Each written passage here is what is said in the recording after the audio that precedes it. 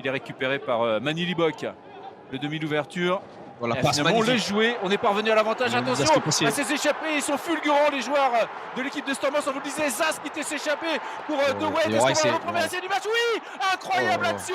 On connaît la puissance, magnifique. On connaît la rapidité de cette équipe de Stormers qui a fait d'énormes dégâts dans cette URC lors de ces dernières semaines. Et Zas, qu'on a vraiment découvert la semaine dernière lorsqu'il a été titularisé, il a déjà été formidable face à Cardiff. Le démarrage de l'ailier sud-africain a été formidable. Le soutien, le relais de Paul De Wet.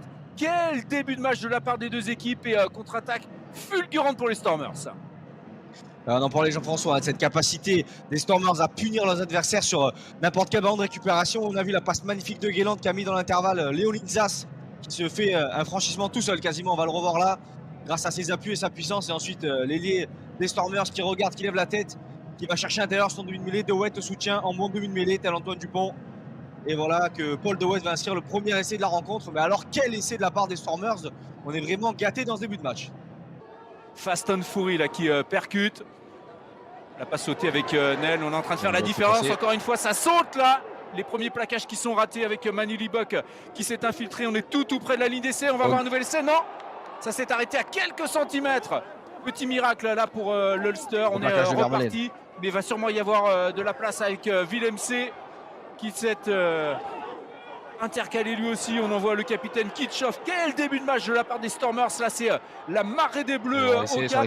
Le décalage qui est fait, c'est absolument magnifique. L'essai de Zas, démonstration de rugby de la part de l'équipe sud-africaine. Un début de match supersonique. Et on vous disait tout le bien que l'on pensait de Léolin Zas. Il était sur l'extérieur pour conclure ce magnifique mouvement. L'Ulster est débordé. Les Stormers nous régalent. Il nous régale, clairement, vous l'avez dit Jean-François, on a le droit à un début de match, mais vraiment magnifique, somptueux, les superlatifs manquent pour le décrire. Dans cette équipe des Stormers nous régale offensivement. On a vraiment tous les esthètes, tous les magiciens que l'on voit. Là on a été fixé par la force des avants, je l'avais dit, si le ballon sortait rapidement sur l'extérieur, il y aurait probablement une occasion d'essai. Et puis évidemment les Stormers, il n'aura jamais une occasion du genre. Guélant en passe relevée pour Manny Libok. Je joue le 2 contre 1 parfaitement pour décaler mon ailier Léolin Zas. Et Zas qui s'en va planter le deuxième essai de la rencontre. Attention, il est très bon dans ce genre de situation. Robering, on le sait, là pour s'échapper et trouver la brèche. Là, il a été stoppé à 3 mètres de la ligne. Billy Burns, le demi-ouverture stoppé à son tour. Bon, attention, il y a essai là, pas de problème, ça a franchi la ligne avec Marty Moore, le pilier droit de cette équipe de l'Ulster qui conclut cette magnifique action collective.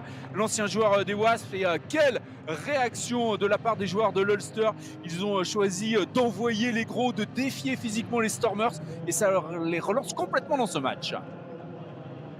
C'est exactement ça, hein. Souvent chez les équipes, notamment comme les Stormers, qui adorent mettre énormément de jeu et de vitesse dans celui-ci, c'est des équipes qui n'aiment pas forcément le combat.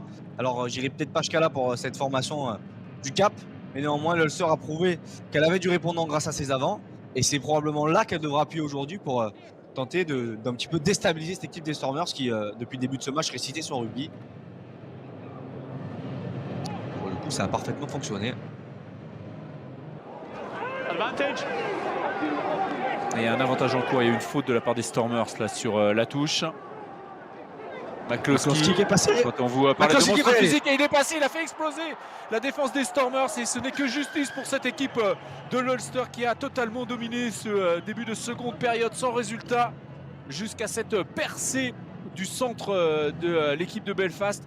Et attention, le match est complètement relancé avec l'Ulster qui revient à 5 longueurs simplement des Stormers. Le score est désormais de 23-18.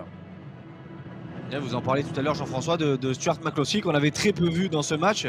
Lui qui est vraiment un des joueurs dominants habituellement de la part, du côté de cette équipe de l'Ulster. Et puis là, sur un maul qui avait été un petit peu gêné par les Stormers, un ballon simplement écarté. McCloskey qui casse 3 plaquages et qui vient marquer pratiquement en trottinant ce nouvel essai qui va faire énormément de bien à l'équipe de l'Ulster qui n'arrivait pas à marquer depuis le début de cette seconde période.